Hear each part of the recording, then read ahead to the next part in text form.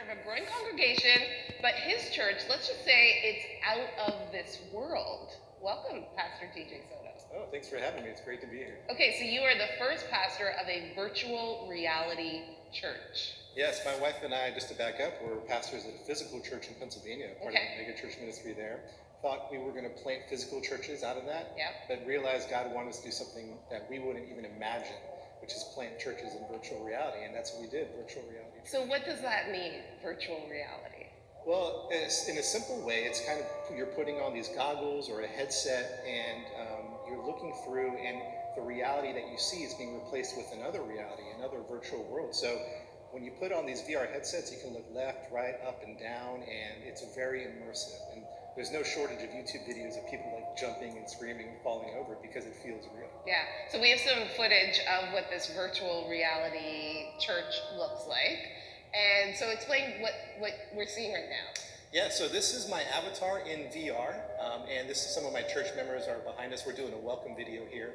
And as you can see, my hands are mimicking what I'm doing in the physical world. So as I raise my hand in the physical world, my avatar mirrors that. And when people are in VR, it's such an immersive, compelling feeling. And this is part of our church world. So when you think of the future of church buildings, you're going to think of less of a building and more of a virtual world. And so these are these immersive environments. In this video, this is one of our early church buildings, one of the first ones we ever created. And you can see me waving to my parishioners, and we're giving each other high fives and saying hello to each other. There's 3D spatial sounds, so I can hear them. If somebody's in the distance, I don't hear them as well. They're a little bit quieter, but So essentially, because I've done VR before, my husband loves VR. So you're putting on this visor thing, but everybody else all around the world are also putting these things on and entering into this world. So those are real people that we're seeing that have entered into this world. You have a fascinating story, because as you alluded to, you were a pastor of a physical church for a number of years, but decided you wanted to reach a different community, sold everything, put your family in an RV and started traveling, and started first of all doing pop-up churches, and then figured out that you wanted to start having a church in a VR world. Describe the need and why you wanted to do this. Well, first of all, it was more of just an experiment at first. We thought, man, it'd be cool to have a church service in VR when social VR started coming out a couple years ago. And what became an experiment, people started to show up, volunteers and leaders started to arise, and then it was like almost an epiphany. Like one day we said, wait a second, I think we're planning a church in virtual reality. It was almost an accidental church plan. And we have elders and leaders and volunteers, and people ask, what's VR church like? And I say, it's probably what your church is like, just in VR. So we have church services, we have prayers, we have sermons, we have small groups during the week. We also do sacraments in VR. So the life of the church has been, for us, an immersive experience translated into virtual reality. But why the desire to form this church in VR? What was happening in the physical church that you were at that you thought, I want to move this, I want to start something in the VR world? I don't know if it was so much the physical, other than, we did have this feeling that we needed to do something new. So it wasn't necessarily a reaction to what was the current construct. I think it was God wanted us to do a new ministry, and a ministry that is going to reach people who, for instance, can't leave the home, whether they're homebound or we have people that come with severe social anxiety. People, for whatever reason, can't get to the physical church, but with virtual reality church, they're able to be a part of a faith community from their home. And you're finding a lot of people who are searching, spiritually searching, are being attracted to virtual churches. Yes, and I think it's the nature of the platform. So when many people who are atheists and agnostics come to VR church, and I think they still want to have conversations about faith. Maybe that was part of their history. I think it's hard for them to go to the physical church, but the nature of virtual reality, they're able just to come right in and have those conversations. So people just put on their headsets and they're able to engage and talk about God, faith, and science. And so from that perspective, we're just able to reach many people that would have a hard time getting physically to a church. There might be some critics that will say, is this really church? Are you interacting face-to-face at any time with your parishioners? What would you say to that? Well, I think for us, we've had some criticism about, well, aren't people going to be fake in VR? They got the avatar, they're going to change maybe their persona.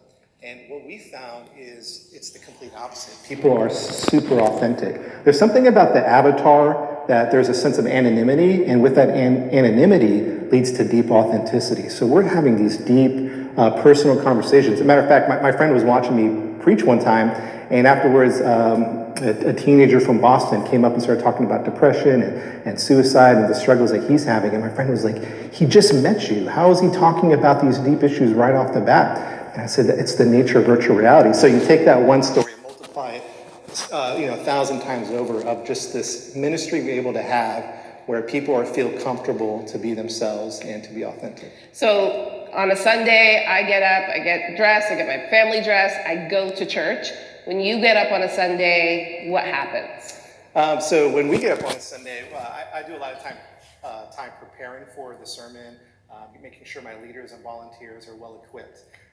But then about 30 minutes before the service, our leaders will come into the space, the virtual reality space. So everybody puts on their... Yeah, everyone puts on their VR headsets from wherever they're out. And it's all over the world, from the Netherlands to Africa to the West Coast. And so everyone puts on their VR headsets. They get their touch controllers out so they can do their motions. And we'll gather up in the prayer area. And it feels real. It'd be like, let's say you were here. We had 3 or 4 more people just gathered here talking and praying. That's the same idea, the same feeling that we have. We're waving to each other and we're praying, and then we'll prepare for the service and we'll go spread out. People will go to the welcome desk, people will man the prayer area.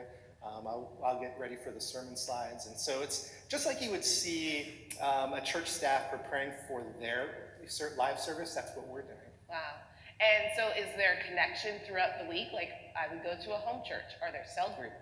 Yeah, so we have several that meet throughout the week. We call them life groups. They're basically Bible studies, opportunities for small gatherings. In VR as well? Yeah, in VR. And it's fun because they'll pick different places. One will be in outer space. They'll have a VR church, or maybe it'll be underwater. They'll pick these fantastical environments. And that's the thing about VR churches or virtual reality, is that you can create anything you want. You can explore any virtual land you want. Some of my elder meetings have been on the moon. And when I show that image to people when I'm giving a presentation, people just love that. They laugh.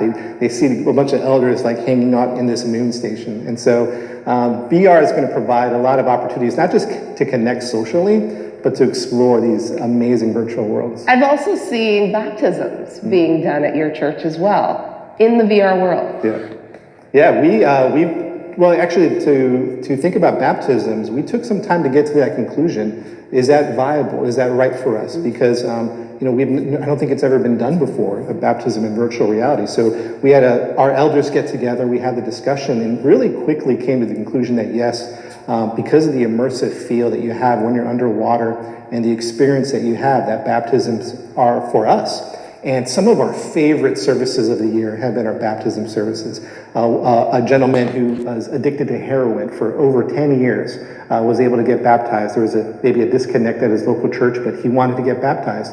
And so we did that. A gal with severe social anxiety, she was baptized. And one of our current pastors, Pastor Alina, she was baptized. She has a condition I can't even pronounce, and she can't leave the home. And I remember her coming out of the water and just crying. I heard her crying.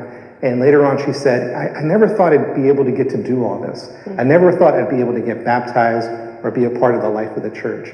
So this new technology, which is new, and it seems strange. When you look on the outside, someone doing VR, it looks a little absurd. But like inside, they're experiencing these amazing immersive virtual worlds. And so for Alina, what VR has done, and for many people like her, is not just provide an opportunity to attend a church, maybe through like a webcast or something like that. Now they can participate, and she's one of our lead pastors. So, wow. Thank you so much, Pastor DJ, for joining us today. And